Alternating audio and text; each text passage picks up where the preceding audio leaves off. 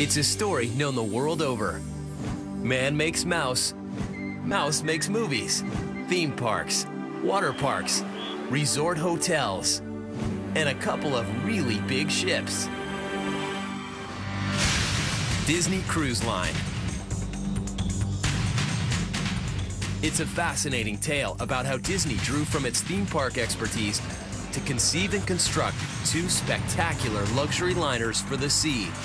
We'll go behind the scenes and aboard a ghost ship, and also see how Disney transformed a deserted Caribbean island into its own private tropical oasis.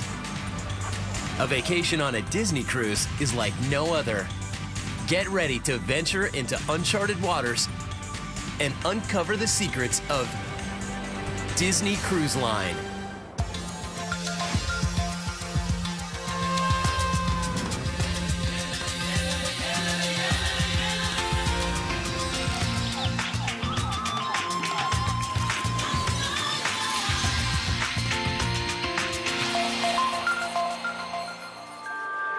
Disney's theme parks welcome a reported 100 million people each year. Entertainment, attractions, and customer service. These are the hallmarks of Disney.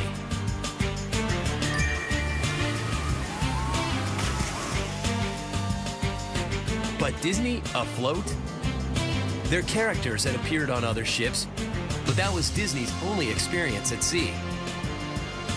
So, could this entertainment giant find success on the high seas? Would the company famous for inventing modern theme parks reinvent the cruise line business? Disney decided to find out. The ships had to be spectacular. Their design had to make them stand out. The workmanship had to be top-notch. And the experience had to live up to the Disney name.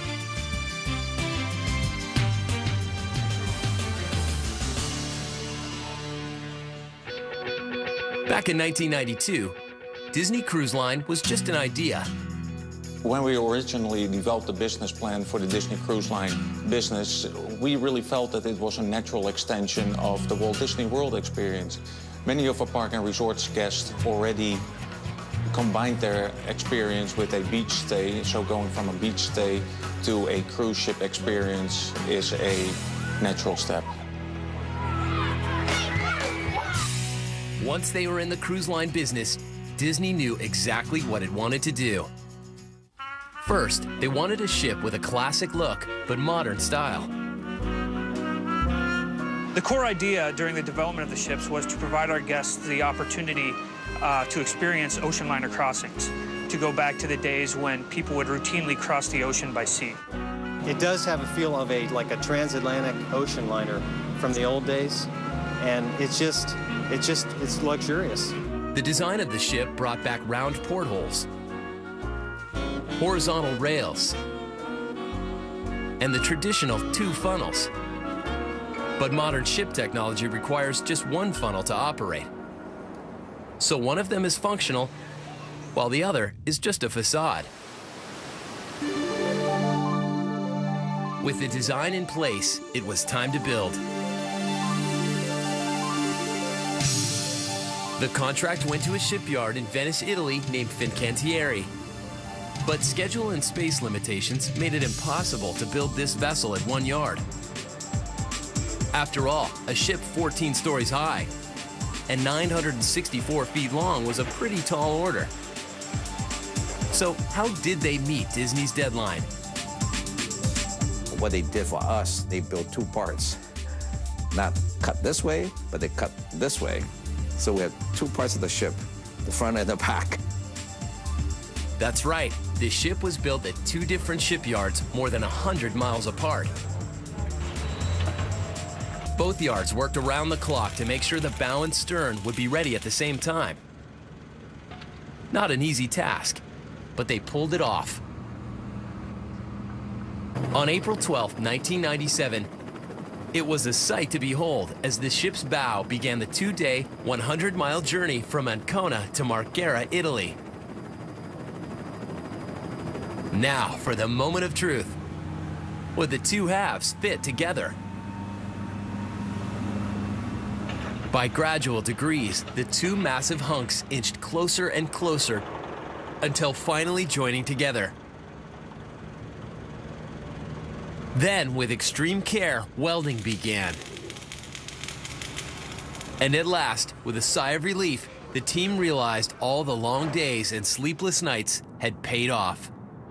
It was a perfect fit. The day when you saw these two parts floating together, coming together, almost like two half of the buildings coming together into one ship, it's a moment you won't forget. The final step was the interior design and was just as carefully planned. It's very upscale and refined. I think that surprises a lot of people who come on expecting to see Goofy, Cinderella, and Mickey everywhere they go. But it's really an understated elegance.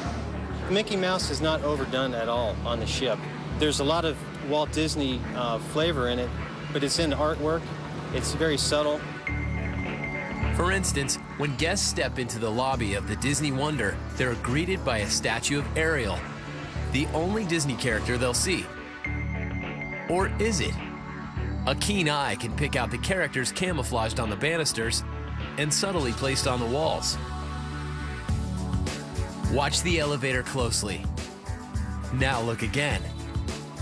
The shape of Mickey Mouse's head is hidden on the elevator screen. In the ship's overall design, we wanted to keep the Disney element subtle. So from the moment you enter the lobby, the Disney element is all around you, but not in an obvious way.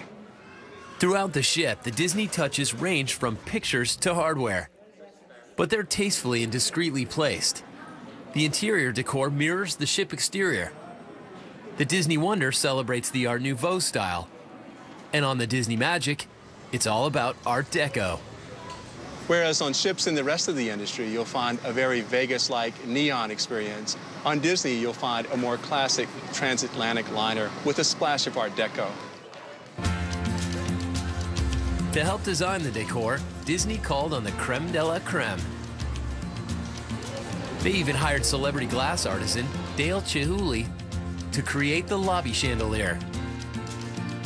But before you start thinking this chandelier might look great in your living room, listen to this. That chandelier weighs as much as an elephant. So, after years of planning, designing, and constructing, what was once a dream became a 964-foot-long reality. On July 30th, 1998, the Disney Magic set sail on her maiden voyage. A day filled with relief and emotion. It really was a very emotional moment because it was the accumulation of years of very hard work. More than a year later, Magic's sister ship, the Disney Wonder, was launched.